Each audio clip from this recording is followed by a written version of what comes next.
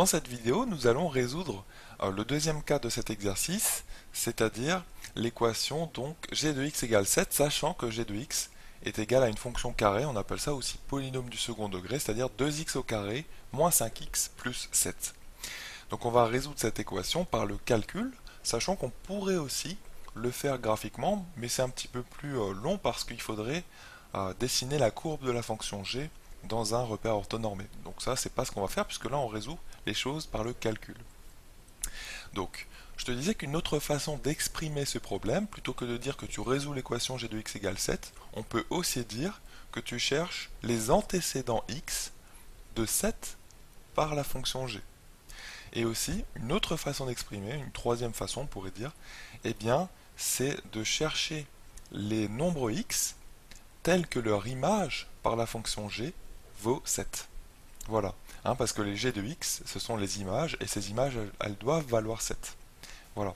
Donc je te parle de ces différentes façons d'exprimer le problème, parce que tu pourrais les rencontrer tout simplement dans les exercices ou en devoir surveiller.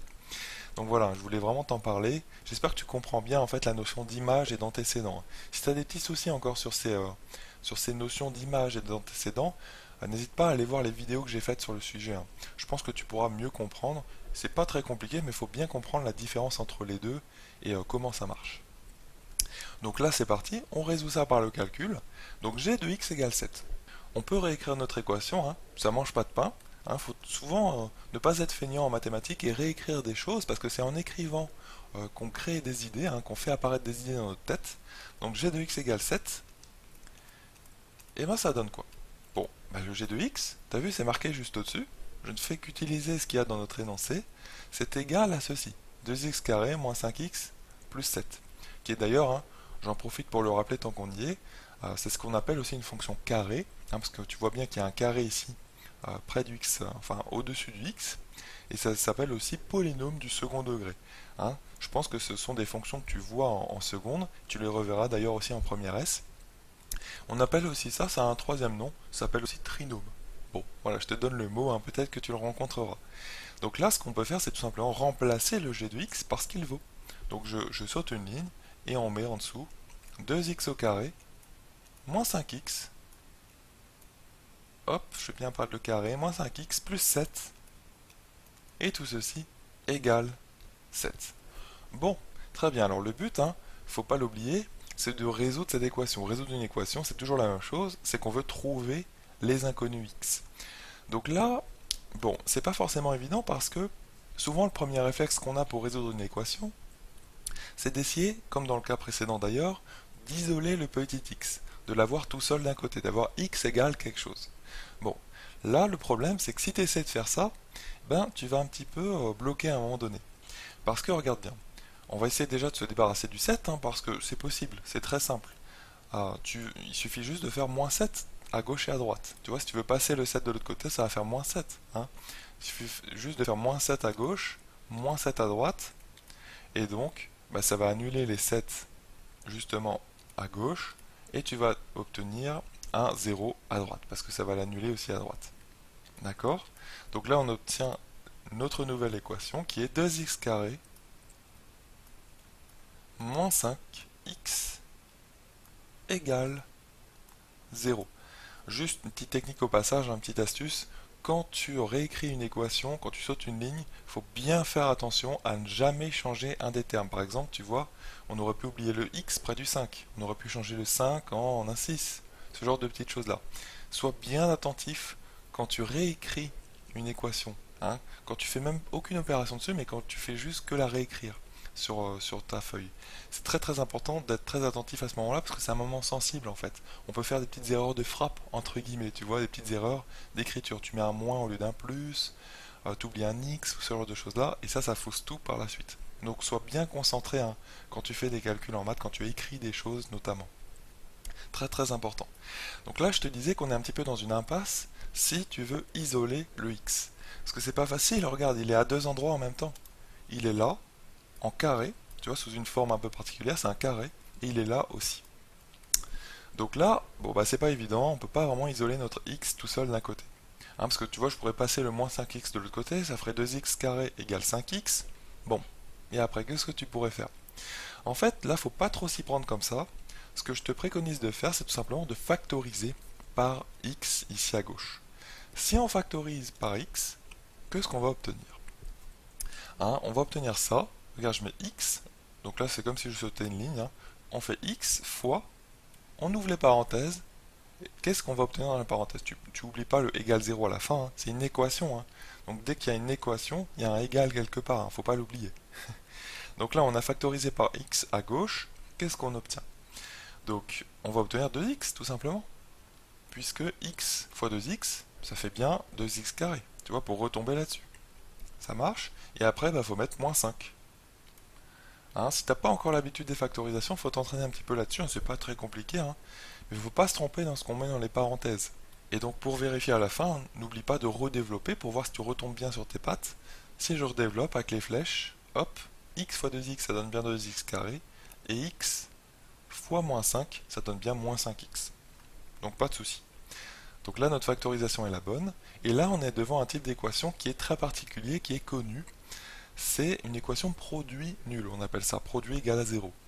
Et ça, il y a une façon très simple de le résoudre, qui utilise une règle que tu as sûrement vue en collège, c'est qu'un produit de facteurs est nul si et seulement si l'un ou moins des facteurs égale 0.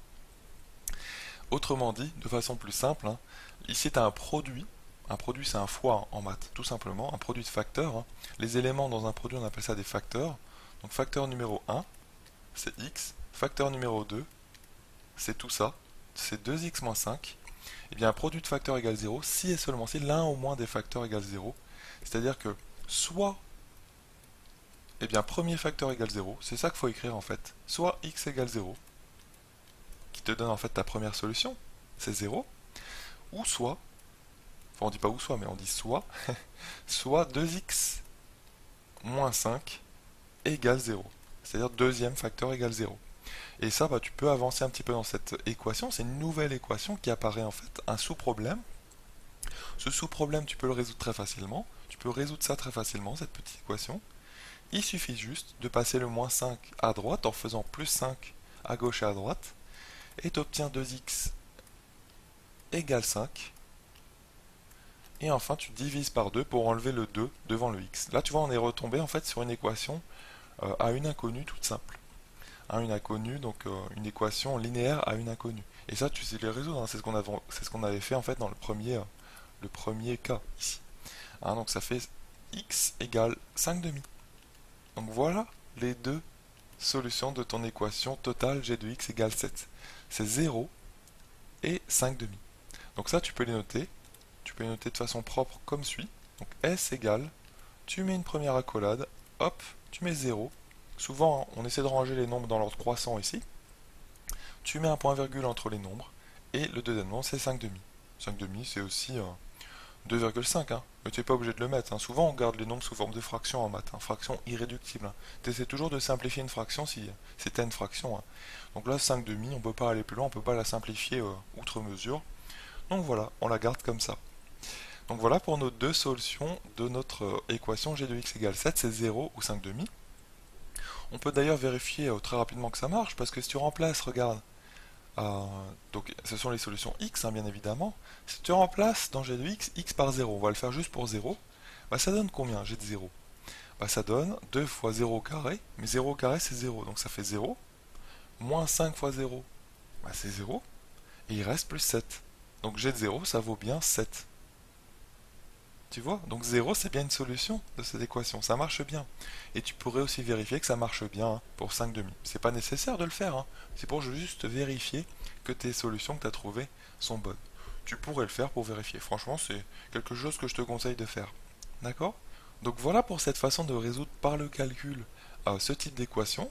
Je pense que tu as bien compris comment faire. Hein. Dès qu'en fait tu connais la fonction, dès qu'on te la donne, il suffit de remplacer la fonction par, ici on a remplacé par exemple g de x par 2x carré moins 5x plus 7, et ensuite tu résous ton équation, avec toutes les techniques de résolution d'équation que tu connais. D'accord? Donc soit tu essaies d'isoler le petit x, soit tu factorises, puis ensuite tu utilises l'équation produit nul, etc., etc. Il y a pas mal de résolution, enfin de techniques de résolution d'équations par la suite. Donc voilà pour ce type d'équation, hein. On a fait le tour. Dans la première vidéo, nous avions vu comment résoudre ça graphiquement, et ici nous avons vu comment résoudre ce type d'équation par le calcul. Il y a encore une petite information qu'on peut ajouter par rapport à ce deuxième cas, c'est pourquoi il y a deux solutions, alors que tu te souviens que pour la première équation, il n'y avait qu'une seule solution. Donc là, il y a deux solutions qui sont 0 et 5 demi. Eh bien, on va essayer de repenser un petit peu à la méthode graphique. Quand tu traces la courbe d'une fonction de ce type, donc une fonction qui est polynôme du second degré, une fonction carrée, qu'est-ce que ça donne? Tu te souviens, ça donne une parabole. Tu sais, cette espèce de cloche qui est soit tournée vers le haut, soit tournée vers le bas. D'accord? Une espèce de montagne. Eh bien, voilà, je pense que tu peux comprendre à partir de ça que si tu as une parabole, quand tu traces la courbe de G, et que quand tu sais comment résoudre graphiquement ce type d'équation, tu te souviens, il faut dessiner la droite horizontale d'équation y égale 7, et bien cette droite horizontale va probablement couper en deux fois, en deux points, notre parabole. Hein, tu vois, je peux faire juste un petit dessin à côté. D'ailleurs, notre parabole, je ne sais pas si tu te souviens un petit peu de comment ça marche, les fonctions polynômes du second degré, mais la parabole est tournée vers le haut ou tournée vers le bas selon le signe de petit a. Le petit a, c'est ce qu'on appelle le coefficient devant le x carré. Ici, le petit a, eh bien c'est 2, et il est positif. Donc ça veut dire que la parabole, si tu traçais la courbe, tu peux le faire d'ailleurs sur ta calculatrice, hein, de cette fonction, eh bien ça va donner une parabole tournée vers le haut. Donc je sais pas trop comment elle est au niveau de son étroitesse, tu vois, de sa grosseur, mais en tout cas je sais une chose, c'est qu'elle est tournée vers le haut. Ça veut dire qu'elle ouvre ses bras, entre guillemets, vers le haut. C'est un bol en fait, tout simplement. Et donc, quand tu vas dessiner la droite d'équation y égale 7, vu que là on vient de trouver deux solutions, bah probablement qu'elle ne sera pas en dessous, hein, elle ne sera pas non plus juste là, à effleurer notre bol par le dessous, donc juste tangent.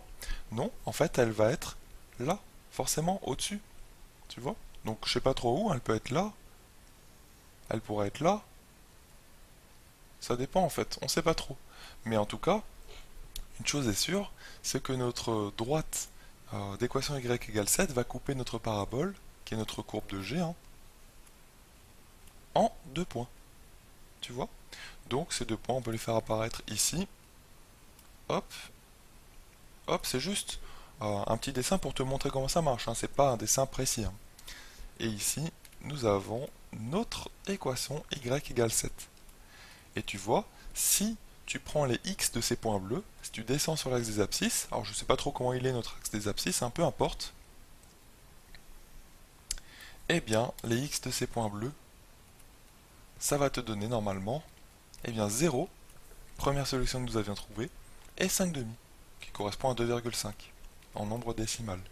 Voilà comment ça marche graphiquement, c'est pour ça qu'il y a deux solutions en fait, c'est ça que je voulais te dire, c'est qu'il y a deux solutions parce que ici on a une parabole, tu vois. Alors il pourrait y avoir aussi zéro solution, tu vois, si par exemple on avait pris non pas 7 mais par exemple je sais pas moins 10, hein, probablement qu'il y a zéro solution pour g de x égale moins 10, et si tu prends g de x égale juste le nombre en fait tel que la droite horizontale, alors je ne connais pas exactement ce nombre, il faudrait le calculer, mais tel que la droite horizontale passe par le sommet, qui est ici le fond de notre bol, et bien là il n'y aurait qu'une seule solution, qui correspondrait à ce point-là, puisque le point d'intersection entre la droite horizontale et la courbe rouge, c'est ce point-là. Ça marche? Donc voilà, je voulais juste te dire ça, correspondant au nombre de solutions de ce type d'équation-là.